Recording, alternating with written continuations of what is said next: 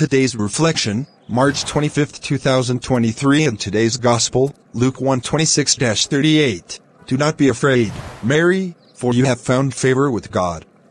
Ngayon, ipinagdiriwang natin ang kapistahan ng pagpapahayag ng ating Panginoon. Sa pagpapahayag ng Anghel Gabriel at pagtanggap ni Maria sa tahasang banal na kalooban ng pagkakatawang tao sa kanyang sinapupunan, ipinapalagay ng Diyos ang kalagayan at kalikasan ng tao, sa lahat ng bagay na kapantay natin, maliban sa kasalanan, upang itaas tayo bilang kanyang mga anak at magkaroon tayo. Sa gayon, bilang mga kabahagi ng kanyang banal na kalikasan. Ang misteryo ng pananampalataya ay napakadakila kaya't si Maria, sa pahayag na ito, ay nananatiling dismayado. Sinabi sa kanya ni Gabriel, "Huwag kang matakot, Maria." Luke chapter 1 verse 30, ang kataas-taasan ay tumingin ng mabuti sa iyo at pinili ka upang maging ina ng tagapagligtas ng mundo. Sinisira ng mga banal na hakbangin ang mahinang pangangatuwiran ng tao. Huwag kang matakot, Maria, mga salitang madalas nating mababasa sa mga ebanghelyo. Uulitin sila ng parehong Panginoon sa mga apostol kapag malapit nilang naramdaman ang supernatural na puwersa at kapag ipinakita nila ang kanilang takot sa pambihirang mga gawa ng Diyos.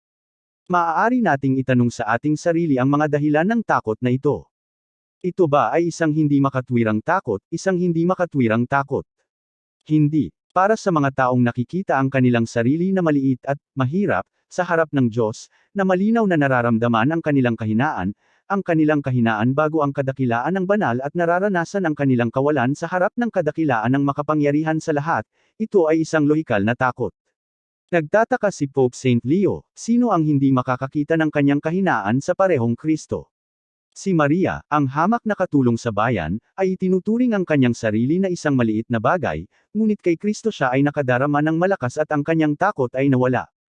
Kaya, malinaw nating mauunawaan na, pinili ng Diyos ang mahihina sa sanlibutan upang hiyain ang malalakas, unang Korinto 1:27.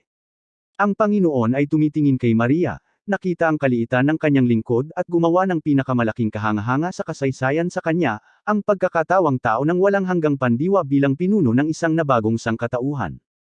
Kung gaano kahusay ang mga salita ni Bernardo sa pangunahing tauhan ng The Joy ay may lalapat din sa Birheng Maria, isang tanging pakiramdam ng sarili niyang kahinaan ang umaliw at nakapagpaginhawa sa kanya ng kamangha-mangha, sapagkat ito ay bilang isang hindi maipaliwanag na tanda ng presensya ng Diyos sa kanya, ang parehong Diyos ang nagningning sa kanyang puso.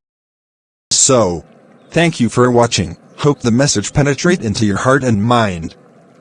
Do not forget to follow and subscribe for our next lessons. I am Father Ben, saying goodbye for now.